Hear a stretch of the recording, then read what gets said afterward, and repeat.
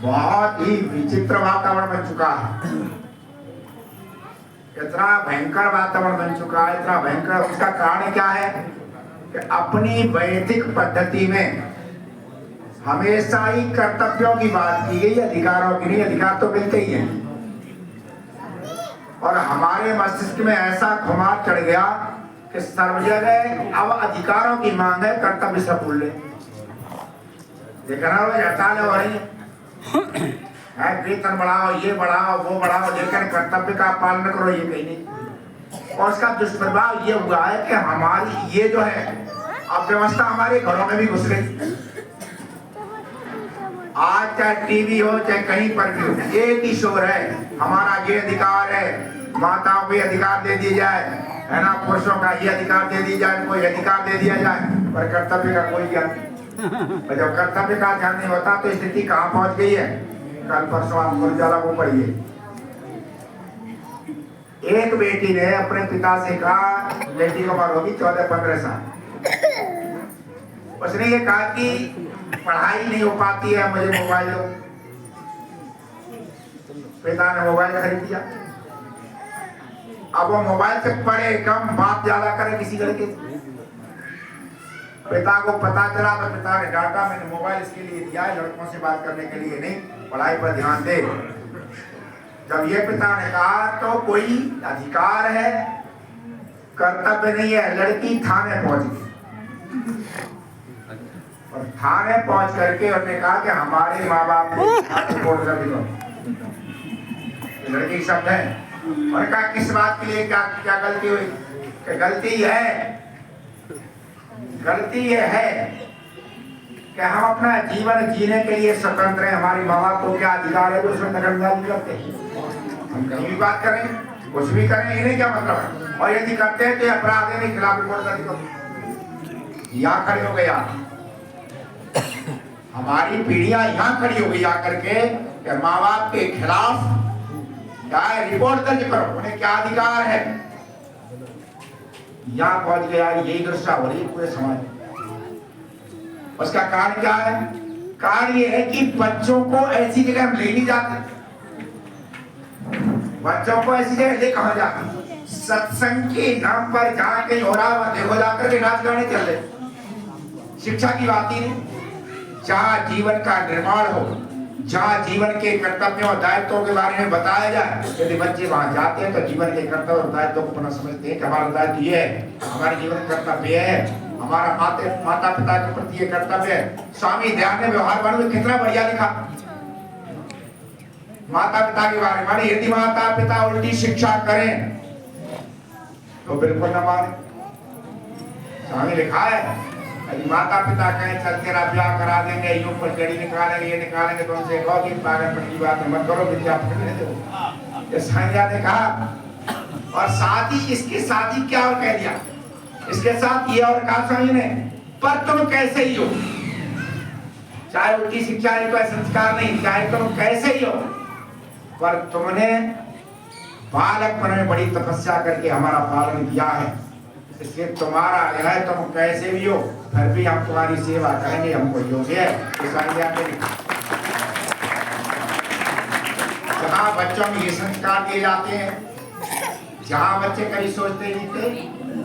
जमाना ऐसा था कि माँ बाप कुछ भी कहे, बच्चे सोचते ही नहीं थे हमें कुछ करना। पिताजी ने कह दिया, माता ने कह दिया तो कह दिया। हमारे आदर्श ये रहे हैं कि एक बार घर में पिताजी ने जो कुछ कह दिया है वो हमारे लिए सर्वोपरि है। राम नाम हम रोज बोलते हैं, सीताराम रोज कहते हैं, लेकिन राम ने क्या किया है कोई ध्यान नहीं। यही कारण है कि अखंड रामायण के पाठ हो रहे, परिवार खंड खंड हो रहे। राम को समझ लेते, तो वनवास दे दिया तो राम ने कहीं नहीं समझा ये गलत दिया, सही किया बाप ने ना, साफ साफ कह दिया। वन में जाने लगे ना तो रोए। मंत्री समझते थे, उन्होंने कहा कि तुम तो ऐसी हो, रोए वन में जाने। अरे कहा वन जाने के लिए नहीं रो रहा हूं, फिर काय के लिए रो रहे हो? रो इसलिए रहे हैं, हम रो इसलिए रहे कि मेरे जैसा तो भाग्यशाली कौन होगा जिसके तो दशरथ ने राम को सीधा निकाला, तुम वन में जाओ। राम ने केवल सुना था कि माँ ने वरदान मांग लिया, तो क्या कहा कि मेरे जैसा कोई दुर्भाग्यशाली दुनिया में नहीं होगा जिसके पिता उसको आज्ञा देने से भी डरते हो। कहा वो पुत्र कहलाने काबिल ही नहीं है, जिसका माता पिता उसे आज्ञा देने से डरे वो पुत्र काय का है। राम बोले मैं पुत्र काय का हूँ। आज मेरे पिता चाहे, राम पढ़िए रामायण को, आज मेरे पिता चाहे तो मैं आग में कूद करके मर जाऊंगा, मैं समुद्र में जल के मर जाऊंगा। मेरे पिताजी को ऐसी शंका कैसे हो गई कि राम मेरी बात नहीं मानेगा। तो सुमंत ने क्या कहा, बेटा भूल कर रहे हो, पिता को ये नहीं है, उन्हें पता है राम सब मानेगा, पर तुमसे बोल इसलिए नहीं रहे, उन्हें मोह बहुत है, उनकी आवाज निकल नहीं तुम्हारे सामने। ये नहीं राम मानेगा, नहीं तुम्हें पता है, और ऐसा पता होता राम नहीं मानेगा तो वरदान ही नहीं देते। ये हमारे आदर्श रहे, ये आदर्श रहे जिन्होंने घर में परिवार में जो हमारे पिता ने कह दिया वो कह दिया। अब इससे तर कुछ नहीं हो सकता। अब हम यहाँ खड़े हो गए आकर के माँ बाप के खिलाफ रिपोर्ट दर्ज करा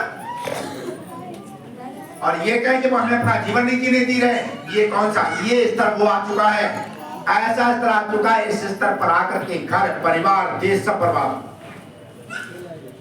बर्बादी के कगार पर है। ये जिम्मेदारी केवल समझदार लोगों की है कि यदि इसको न संभाला गया, अब दूसरे से क्या घर घर में खतरा खड़े हो गए। आपके पिता गोली मारा है, बेटे के बाप गोली मारा, ये स्थितियां कैसी है, हमने खड़ी कर दिया। ऐसी स्थितियों में ऐसे सत्संगों की बहुत आवश्यकता है।